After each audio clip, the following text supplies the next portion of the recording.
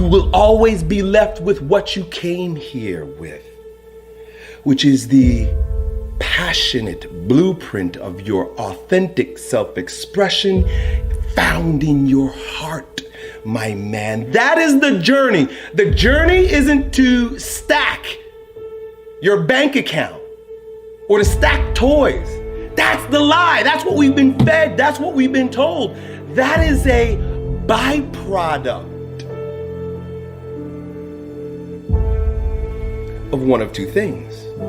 Either lying to yourself and lying to the world and sacrificing your soul so that you can have those things, hoping that they will bring you joy and pleasure, or living authentically. And when you live authentically, those things will either be added to you because that's a part of your path, or they won't. And you got to be okay with that.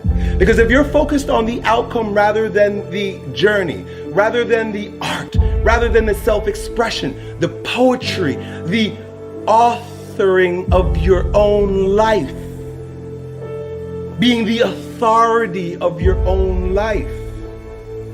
So you made your bed, now you gotta sleep in it. Just be okay with that. Take responsibility for that. Don't feel sorry for yourself. Feel empowered by the fact that you are a creator in your life. You're a manifester of circumstances. You did something and you made something happen. Every moment comes with its yin and yang. Every moment comes with its light and dark. Every moment comes with its good and evil. The idea is to be fully present in the moment so that you can experience it all in its rawness, in its intensity, in its purpose. Each moment, its purpose is itself. We're not needing to do anything more. We're needing to get out of the way and let our truth shine through. Always go to virtues. Always go to character. Always go to who you're not being or who you're being. When you're ready to be great, greatness shows up in front of your eyes. Open up to your intuition. Open up to your higher consciousness. Open up to your truth and stop letting fear-based consciousness based on past shit keep you stuck, bro. You gotta breathe. Feel the pain happening in your legs as you rep out one more squat. Because it'll be all the more pleasurable when you reach the inevitable other end of the spectrum where you're laying in your hammock, sipping on a protein shake. Boy, I really went hard. I really went hard on that set. I really went hard in that relationship. I really went hard in school. I really went hard in my career. I really went hard in life. Go hard. Die hard. I want to feel life. That's why I'm not afraid of pain. That's why I'm not afraid to take risks. Because I'm crazy about life. I love the rain. I love the elements. I love the way it feels on my body, man. When I see people afraid of the rain, I say, boy, you're afraid of life. There is a self-destructive side of yourself. There is a self-destructive side to every single one of us. You can't be here without a shadow.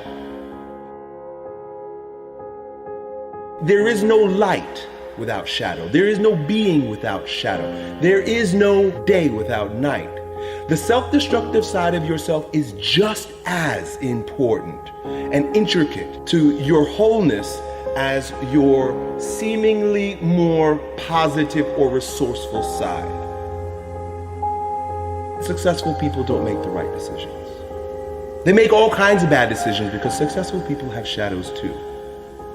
The difference between successful people and others is that successful people make their decisions right.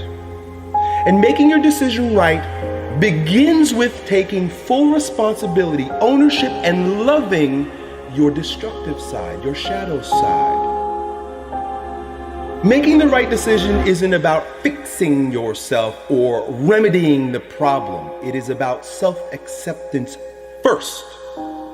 When you can fully accept your shadow and all the things in them, they no longer manipulate you from the dark side, from your ignorance, from your unconscious. When I make this decision and I get this result, what is God trying to show me? What is my inner being trying to reveal to me? What part of myself have I denied and now is manipulating me from the underworld? Your shadows, your destructive side, those things that you have shoved down in your deep, dark unconscious, oftentimes contain the greatest gifts you've been given. You think yourself as a loser. You really do. That's why you can't win. Oh, I don't feel so good today. Get your lazy, sick ass up out of bed. Take those very things that you've been resisting. Look at them, question them, look at them from multiple different angles, and then integrate it into your wisdom, into your being. Knowing thyself is first, foremost, primary, foundational, and means way more than anything else. Indulge in the pain. Feel the pain. If you've got a broken ankle, just feel the fucking pain. When you're working out and you want to die, feel the death happening in you.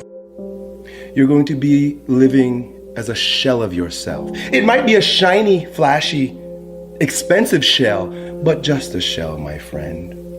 If you're being yourself and being your truth, you have no desire to push anybody else off of their truth or try to bring them onto your truth with your righteousness. Every single limitation that you have is designed to make you a bit stronger, either by teaching you how to move over, around, or through a brick wall, or shedding light, becoming enlightened about your shadows. You want to live a big game, you got to figure yourself out, and you got to start dealing with yourself objectively. If you know you're fearful, get very clear about what you're fearful about, why you're making choices in your life based on that fear, and then face that fear. It is never our job to get anyone else to believe in, trust, or accept our stance. It's never our job to be right.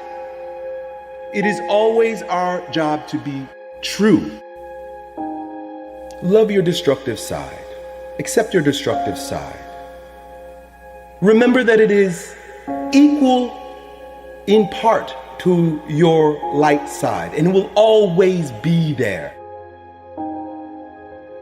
Now, we live in a world that causes us, forces us, conditions us to look outside ourselves for answers. This is normal and natural based on the conditioning we've received. Meaning that where I stand is never good enough because I need reference for that to be validated. I need, like you say, relationships, friends, family, school, and work. I need other people, other circumstances, other reflections to show me my worth. This is the fall of man. This is where we lose ourselves, and this is where we get knocked off of our ground, my man. If those bad memories come and you notice that an anxiety rises in your belly and chest, then the time is now to do something physically to expel it, to exercise it.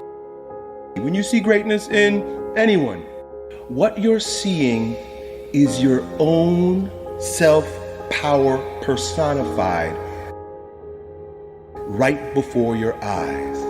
I am you, you are me. Together we rise. It doesn't matter if the world is crumbling down around you. It doesn't matter what's happening. You gotta look outside the box. Where are the warriors that say, I'm gonna make a decision and I'm keeping it? Devotion, discipline. Devote yourself to something bigger. Be decisive about what you're gonna do. Say, I'm gonna do it and that's it. And then be disciplined about getting it done every single day, whether you feel like it or not.